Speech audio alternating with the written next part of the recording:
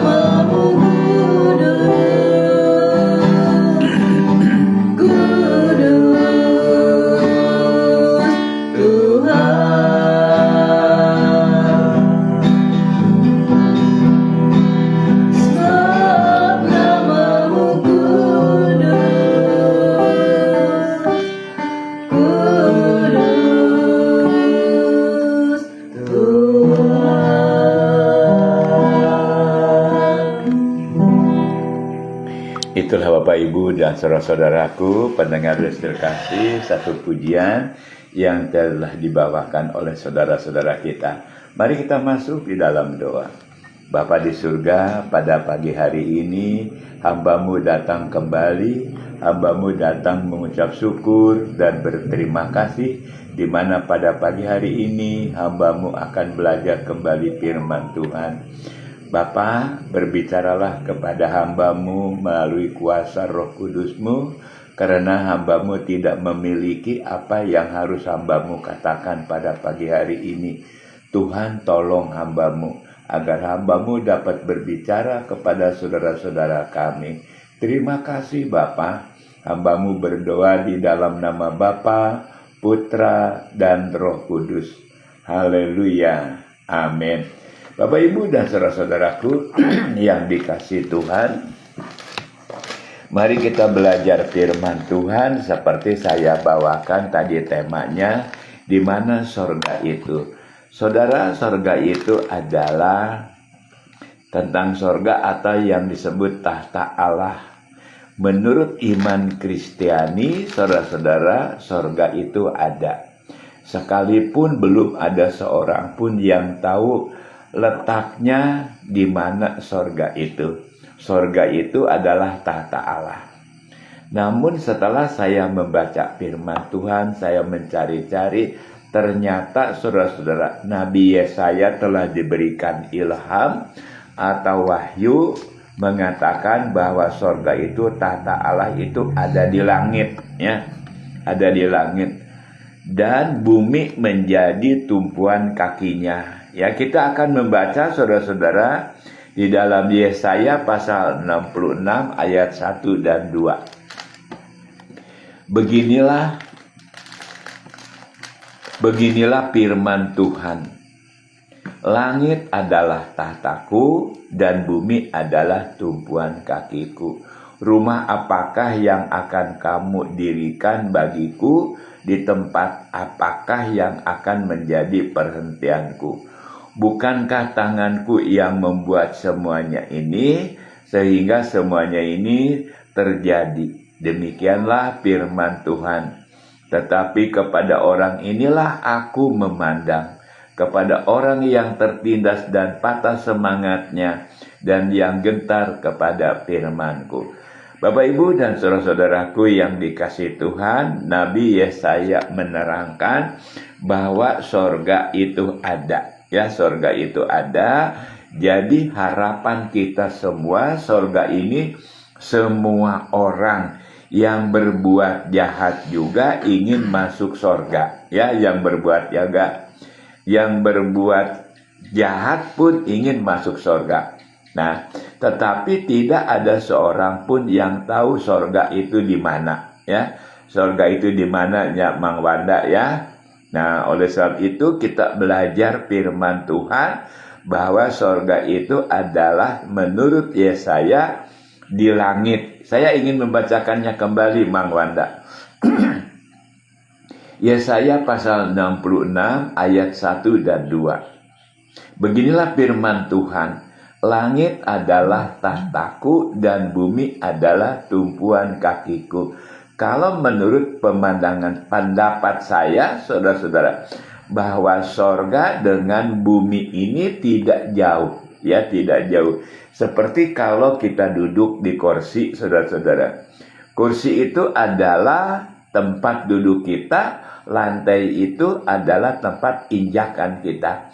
Demikian saudara-saudara, bahwa langit dan bumi ini tidak terlalu jauh, ya.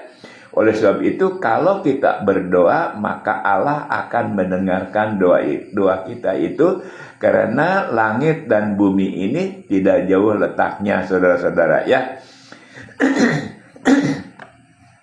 Kalau langit adalah tahta Allah, kalau bumi adalah tempat manusia. Jadi kalau kita berdoa, saudara-saudara, maka Allah mendengarnya. Dengan Allah mendengar doa kita bukan jaraknya yang jauh atau jaraknya yang dekat. Doa kita didengar oleh Tuhan itu kalau sesuai dengan kehendak Tuhan, apa yang kita minta. Bapak, Ibu, dan saudara-saudaraku yang dikasihi Tuhan, belum pernah ada seorang pun yang pernah melihat sorga dan belum ada seorang pun manusia yang pernah naik ke sorga, kecuali orang yang turun dari sorga.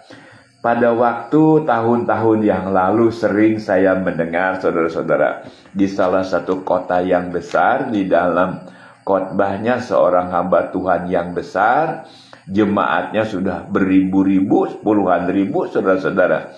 Pernah saya mendengar dalam YouTube, kalau sekarang banyak YouTube, dalam di dalam Facebook, di dalam TikTok, yang semacam segala-galanya. Dia mengatakan, dia hari Jumat naik ke sorga, hari Sabtu turun dari sorga, saudara-saudara, hari Minggu dia khotbah. Luar biasa ini hamba Tuhan. Kalau benar saudara-saudara. Tapi Alkitab mengatakan belum pernah ada seorang pun manusia yang pernah naik ke surga. Ya, belum pernah ada seorang pun yang naik ke surga. Kita akan membaca di dalam Yohanes pasal 3, saudara-saudara. Coba Mang Wanda bacakan Yohanes pasal 3 ayat 13 sampai 15. Ya. Tidak ada seorang pun yang telah naik ke sorga, selain daripada dia yang telah turun dari sorga, yaitu anak manusia. Dan sama seperti Musa meninggikan ular di padang gurun, demikian juga anak manusia harus ditinggikan, supaya setiap orang yang percaya kepadanya beroleh hidup yang kekal. Jadi menurut Alkitab, saudara-saudara, belum ada seorang pun manusia yang pernah naik ke sorga, kecuali orang yang telah turun dari sorga, yaitu Tuhan Yesus, Mang Wanda. Ya, jadi yang naik ke sorga itu adalah orang yang telah turun dari sorga, naik ke sorga, yaitu Tuhan Yesus Kristus. Saudara, sering kalau kita ikut di dalam pemakaman atau di dalam orang yang meninggal, melayat orang yang meninggal, saudara-saudaraku, sering mengatakan bahwa saudara ini, bapak ini, ibu ini sudah bersama-sama dengan Bapa di sorga. Itu bagus saudara-saudara, penghiburan bagi yang ditinggalkan. Tetapi saudara-saudara, jauh dengan Alkitab. Alkitab tidak mengatakan demikian. Tetapi Alkitab mengatakan kalau kita mati tidak akan masuk sorga, saudara. Karena pandangan ini bertentangan dengan ayat Alkitab yang lain, bahwa orang yang mati itu masuk ke kota Firdaus, ya saudara-saudara. Kota Firdaus ini adalah sebahagian wilayah surga, saudara-saudara, wilayah surga. Tapi ada suatu tempat model begini, saudara-saudara. Kan ibu kota negara Republik Indonesia ini di Jakarta, saudara-saudara. Tapi di Papua yang terjauh dari Jakarta disebutnya masih Indonesia.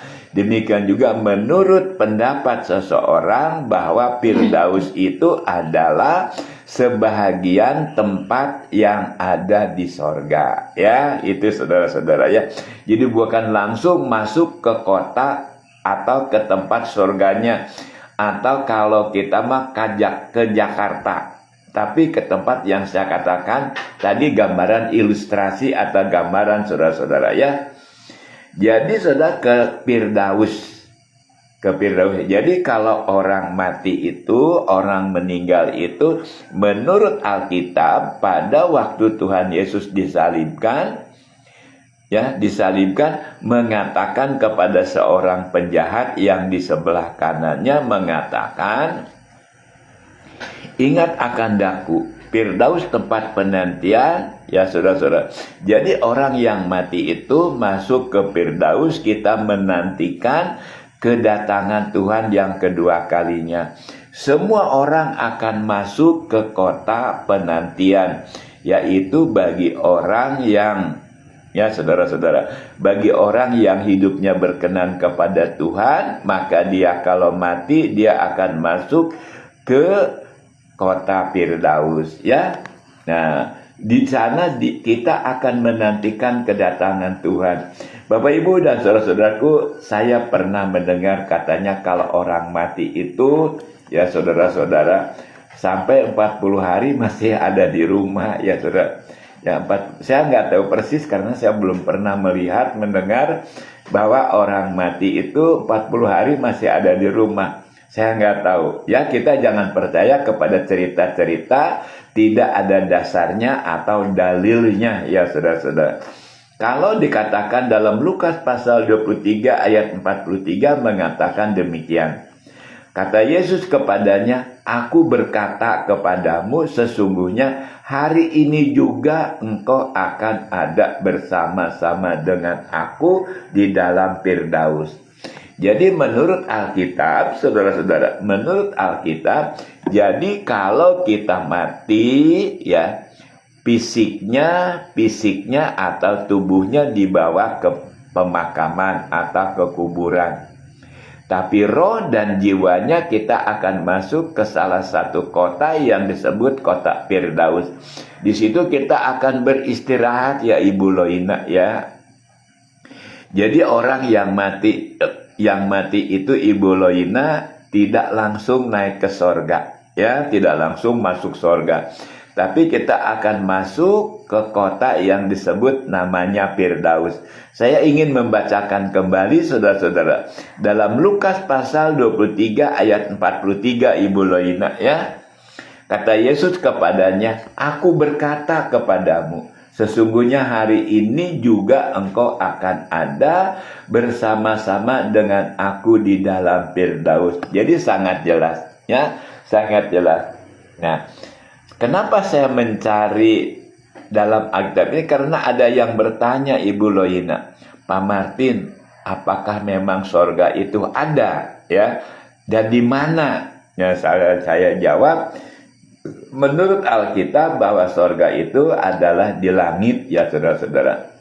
Saudara, menurut Alkitab bahwa kita tidak akan masuk ke sorga, sekalipun kita telah dibangkitkan juga. Melainkan kita akan menyongsong Tuhan di udara, yaitu di langit yang baru dan bumi yang baru. Jadi kalau nanti kita yang mati dibangkitkan, yang hidup diubahkan, saudara-saudara. Karena saya katakan tadi, yang mati ini tubuh ininya, yang mati ini tubuhnya, ininya, saudara, tubuh jasmaninya. Tapi tubuh rohani atau tubuh roh dan jiwanya kita tidak akan mati, saudara-saudara. Ya, tidak akan mati selamanya ada hidup, ya saudara-saudara. Nah, oleh sebab itu yang dibangkitkan itu adalah tubuh rohaninya, ya, roh dan jiwanya. Saudara-saudara, kapan dibangkitkannya orang yang mati itu? Ya, nanti waktu kedatangan Tuhan, ya. Di dalam 1 Tesalonika pasal 4 ayat 16 dan 17 mengatakan demikian. "Sebab pada waktu tanda diberi, yaitu pada waktu penghulu malaikat berseru dan sangkakala Allah berbunyi, maka Tuhan sendiri akan turun dari sorga dan mereka yang mati dalam Kristus akan lebih dahulu bangkit. Sesudah itu kita yang hidup yang masih tinggal akan diangkat, ya, akan diangkat bersama-sama dengan mereka dalam awan menyongsong Tuhan di angkasa. Demikianlah kita akan selama-lamanya bersama-sama dengan Tuhan." Bapak Ibu dan saudara-saudaraku yang dikasihi Tuhan, Ibu Sarah Liani ini di mana ya Ibu Sarah, ya? Selamat pagi Ibu Sarah Liani. Jadi menurut iman Kristiani, Ibu Sarah, ya, jadi orang yang mati itu tidak langsung masuk sorga, tapi masuk ke salah satu tempat penantian atau istirahat yang terakhir, yaitu di Firdaus. Pada waktu mana? Pada waktu Tuhan Yesus datang kedua kalinya, kita akan dibangkitkan dari antara orang mati, yaitu yang disebut Firdaus. Nah, Bapak Ibu dan saudara-saudaraku, dalam 1 Tesalonika pasal 4 ayat 16 dan 17 ini mengatakan, "Sebab pada waktu tanda diberi, tanda-tanda kedatangan Tuhan itu, saudara-saudara, sudah kita lihat yang ada di sekeliling kita. Ya, di mana-mana tempat terjadi bencana alam. Di Los Angeles berapa ribu kilometer ya yang terbakar oleh api. Kemarin di Myanmar terjadi gempa bumi yang hebat. Di Thailand terjadi gempa bumi pada waktu tanggal 30 Maret kemarin, saudara-saudara ya. Terjadi juga, tadi saya mendengar berita bahwa di Aceh terjadi tanggal 30 Maret ya saudara-saudara. Terjadi gempa bumi. Ini adalah salah satu tanda-tanda akan datang Tuhan yang kedua kalinya ya Pak Adit. Pak Adit ini tinggal di mana ya Pak ya? Yang belum saya tahu, Ibu Sarah Liani dan Pak Adit tinggal di mana? Kalau boleh tulis ya Bu, ya Pak ya, tinggal di mana? Jadi Bapak Ibu dan saudara-saudaraku pendengar dan secara kasih, jadi sorga itu ada. Ya, sorga itu ada saya katakan, tetapi belum ada seorang pun yang telah naik ke sorga. Kapan kita akan ke sorga? Menurut firman Tuhan, saudara-saudara, ya, menurut firman Tuhan, kita tidak akan masuk ke sorga, tapi kita akan masuk ke kota Yerusalem yang baru, yang turun dari sorga. Bukan ke kota Yerusalem yang sekarang ya saudara-saudara, tapi nanti waktu Tuhan datang yang kedua kalinya, saudara-saudara, kita akan dibangkitkan. Kalau kebangkitan yang pertama itu saudara sangat luar biasa. Berbahagialah orang-orang yang dibangkitkan kepada kebangkitan yang pertama. Itu menurut firman Tuhan atau menurut Alkitab. Saudaraku, menurut Alkitab setelah kita dibangkitkan, kita akan menyongsong Tuhan di angkasa, yaitu langit yang baru dan bumi yang baru. Kalau kebangkitan yang pertama itu kita akan mendiami langit yang baru dan bumi yang baru selama 1000 tahun lamanya. Ya, 1000 tahun lamanya. Nah, oleh sebab itu saudara-saudara, kebangkitan orang mati itu tidak semua orang dibangkitkan menurut Alkitab, tetapi dibagi dalam 2 tahapan. Tahapan yang pertama kita dibangkitkan, itu kita akan masuk ya ke langit yang baru dan bumi yang baru.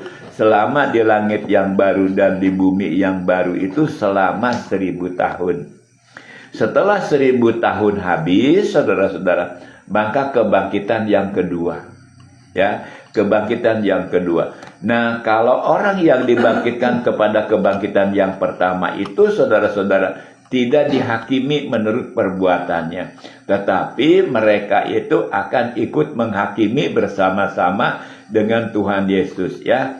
Tetapi untuk orang yang dibangkitkan kebangkitan yang kedua, itu kita akan dihakimi menurut perbuatan kita masing-masing. Oleh sebab itu saudara-saudara, kita harus takut ya. Harus takut bagaimana waktu kita nanti dihakimi menurut perbuatan kita. Perbuatan kita masing-masing, jahat atau berbuat baik dan benar. Nanti perbuatan kita akan dituntut di pengadilan Allah. Saudaraku, di dalam kitab Wahyu pasal 20 ayat 4 dan 6 mengatakan demikian. Lalu aku melihat tahta-tahta dan orang-orang yang duduk di atasnya. Kepada mereka diserahkan kuasa untuk menghakimi.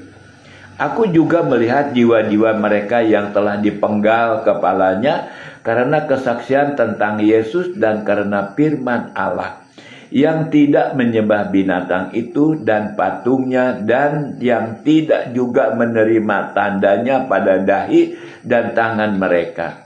Dan mereka hidup kembali dan memerintah sebagai raja bersama-sama dengan Kristus untuk masa 1000 tahun. Tetapi orang-orang mati yang lain tidak bangkit sebelum berakhir masa 1000 tahun itu. Inilah kebangkitan pertama. Berbahagialah dan kuduslah ia yang mendapat bagian dalam kebangkitan pertama itu.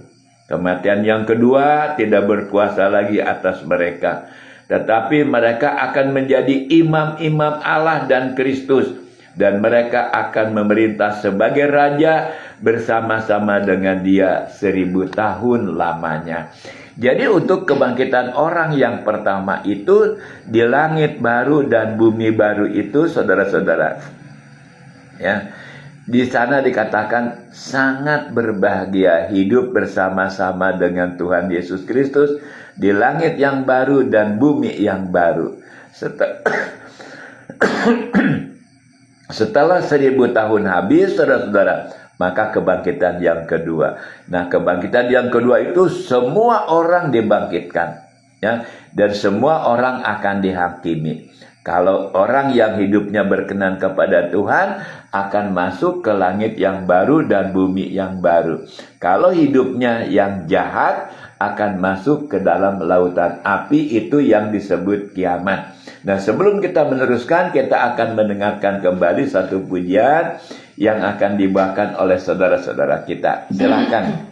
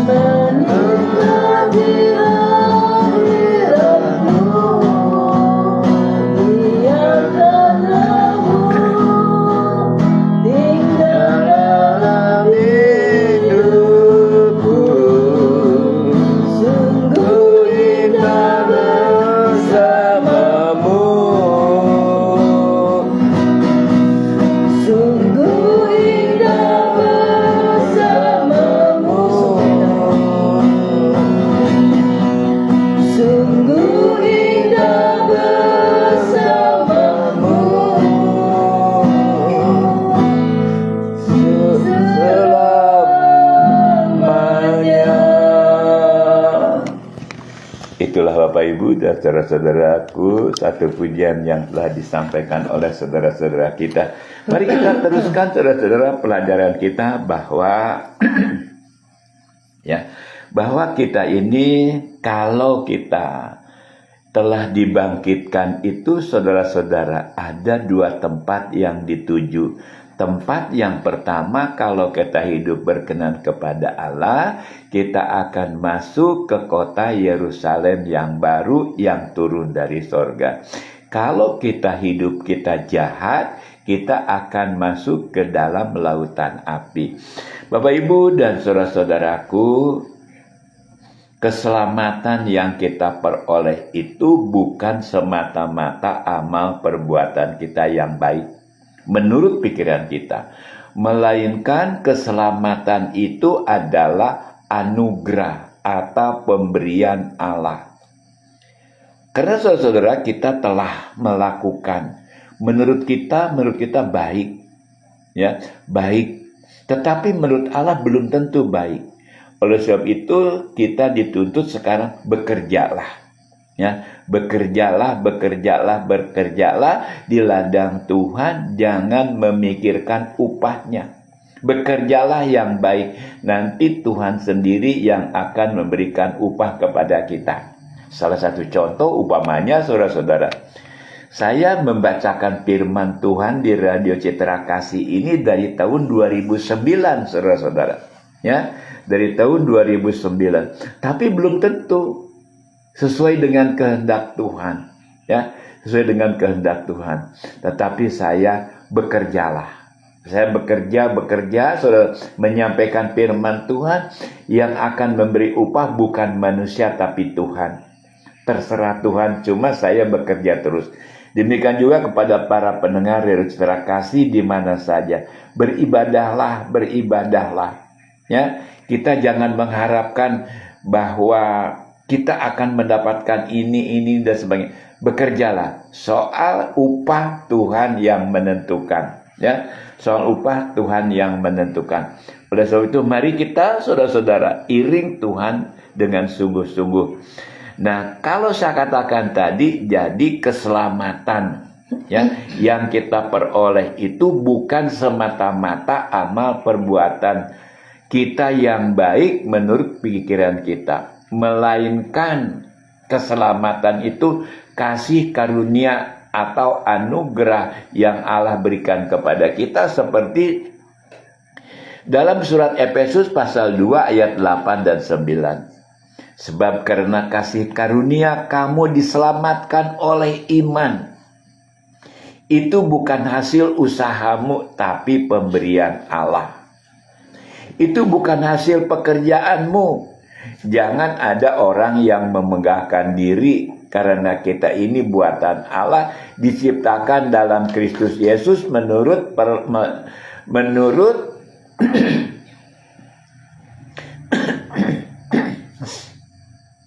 diciptakan dalam Yesus Kristus untuk melakukan pekerjaan baik yang dipersiapkan Allah sebelumnya. Ia mau supaya kita hidup di dalam. Jadi Bapak Ibu dan saudara-saudaraku yang dikasihi Tuhan, kalau kita melihat yang kita diselamatkan itu oleh karena yang pertama kita percaya kepada Tuhan Yesus Kristus.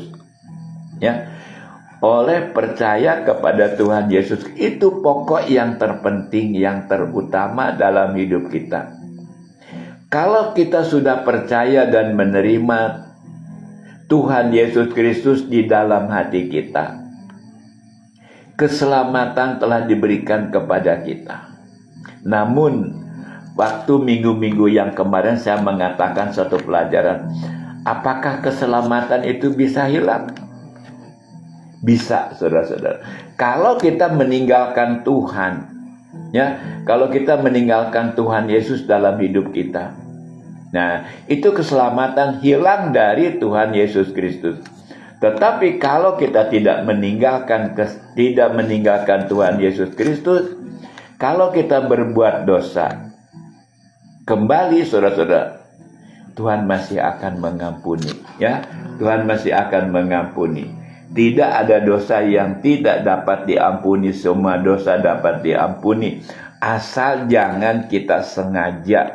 Setelah tahu kebaikan, ya, setelah tahu kebaikan bahwa itu baik, jangan tinggalkan. Jangan kita kembali kepada dosa yang lama. Itulah ya saudara-saudara. Kalau kita jatuh atau kita meleset dalam dosa secara tidak sengaja, Tuhan pasti mengampuni. Tetapi kalau kita sengaja berbuat dosa kembali, keselamatan bisa hilang, saudara-saudara ya. Tapi kalau kita jatuh tidak disengaja, saudara-saudara, maka Tuhan akan mengampuni dan kita akan diselamatkan. Saudaraku, mengapa keselamatan itu hanya anugerah atau kasih karunia Allah? Karena apapun perbuatan kita di hadapan Allah, saudara-saudara, bagai kain kotor, ya. Jadi semua perbuatan kita adalah kotor di hadapan Allah. Maksudnya, saudara, motivasi kita, apa yang ada di dalam hati kita, motivasi kita. Kita berbuat amal baik, memberi bantuan dan sebagainya. Apa motivasi kita dalam hati kita? Apa kita ingin kesohor? Kita ingin terpuji, kita ingin dan sebagainya, maka perbuatan itu sia-sia.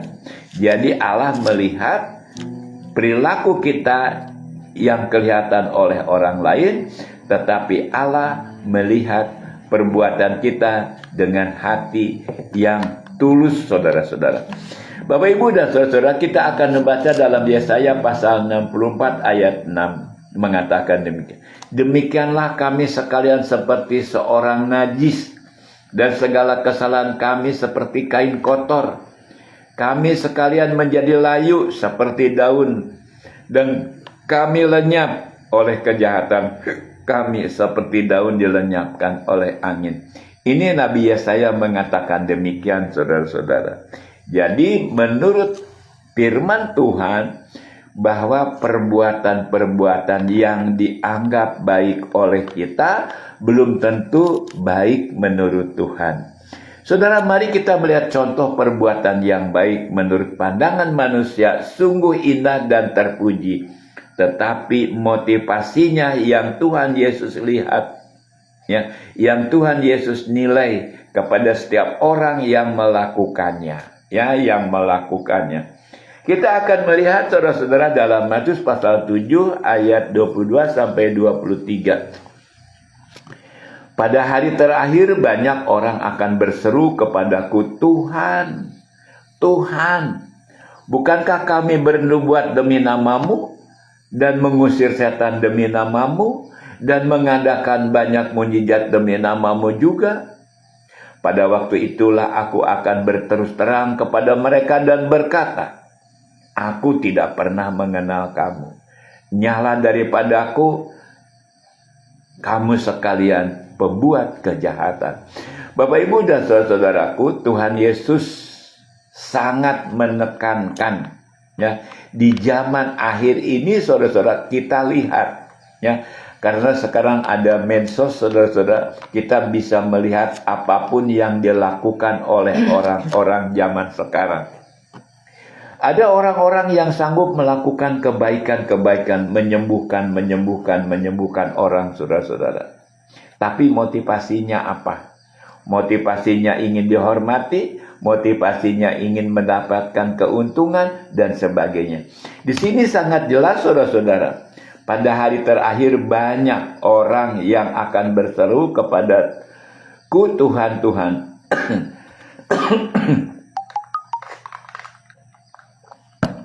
Bukankah kami bernubuat? Banyak, saudara-saudara, orang-orang yang sekarang bernubuat. Sebenarnya, saudara-saudara, sekarang tuh bukan berzaman bernubuat lagi, ya, bernubuat lagi. Semua nubuatan itu sudah dinubuatkan oleh para nabi zaman dahulu. Bukankah kami bernubuat demi namamu dan mengusir setan demi namamu? Nah, saudara-saudara, ini kemungkinan hamba-hamba Tuhan, ya, mengusir setan dalam hati orang, ya,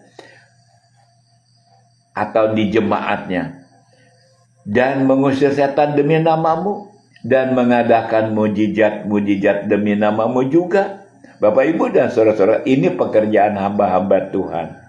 Tetapi Tuhan mengatakan, pada waktu itulah aku akan berterus terang kepada mereka dan berkata, aku tidak mengenal kamu. Bapak, Ibu, dan saudara-saudara, jadi tidak jaminan sekalipun kita mengusir setan, bisa mengusir setan, bisa bernubuat, dan bisa membuat mujizat-mujizat. Semua keselamatan itu adalah pemberian Tuhan. Jadi oleh sebab itu, Bapak, Ibu, dan saudara-saudaraku, mari kita berbuat baik saja. Soal upah Tuhan nanti yang akan menentukan untuk kita. Ya, aku tidak pernah mengenal kamu, nyahlah daripada aku kamu sekalian pembuat kejahatan. Jadi Bapak, Ibu, dan saudara-saudaraku yang dikasih Tuhan, keselamatan itu adalah benar-benar anugerah, ya, benar-benar anugerah kasih karunia. Nah, oleh sebab itu, mari kita harapkan kasih karunia daripada Tuhan. Saudara, kesimpulan dari pelajaran ini tentang sorga ini, saudara, bahwa sorga itu ada. Tetapi menurut Alkitab bahwa kita tidak akan masuk ke dalamnya. Tetapi kita semua akan hidup, ya, yang berkenan kepada Allah, akan masuk ke suatu tempat, yaitu ke kota Yerusalem yang baru yang turun dari sorga. Ya, ini menurut Alkitab, bukan kata saya, tapi menurut Alkitab. Yuk kita baca dalam kitab Wahyu pasal 21 ayat 1 dan 3. Lalu aku melihat langit yang baru dan bumi yang baru. Sebab langit yang pertama dan bumi yang pertama telah berlalu. Dan laut pun tidak ada lagi. Dan aku melihat kota yang kudus, Yerusalem yang baru, yang turun dari sorga dari Allah, yang berhiaskan bagaikan pengantin perempuan yang berdandan untuk suaminya. Lalu aku mendengar suara yang nyaring dari tahta itu. Lihatlah, kemah Allah ada di tengah-tengah manusia, dan ia akan diam bersama-sama dengan mereka. Mereka akan menjadi umatnya, dan dia akan menjadi Allah mereka. Jadi Bapak, Ibu, dan saudara-saudaraku yang dikasih Tuhan, menurut Alkitab, jadi kita ini tidak akan masuk ke sorga, tapi kita akan masuk ke kota Yerusalem yang baru, yang turun dari sorga. Ya, saya bacakan kembali. Lalu aku melihat langit yang baru dan bumi yang baru. Sebab langit yang pertama dan bumi yang pertama telah berlalu.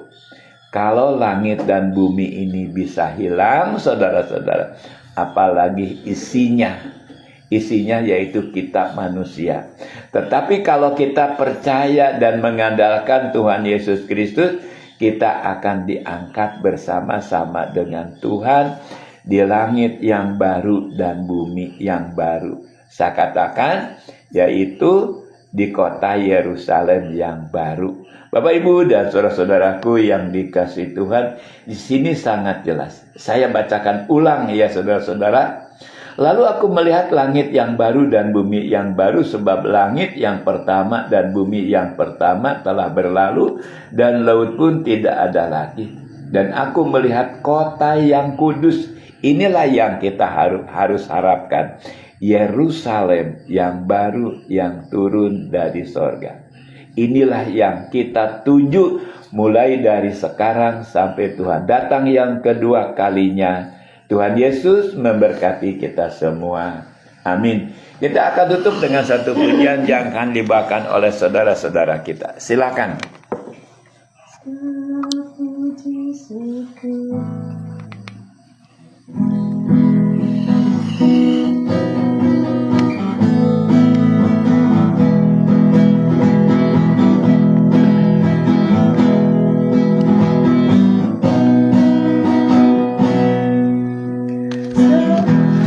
Puji syukur hanya bagimu.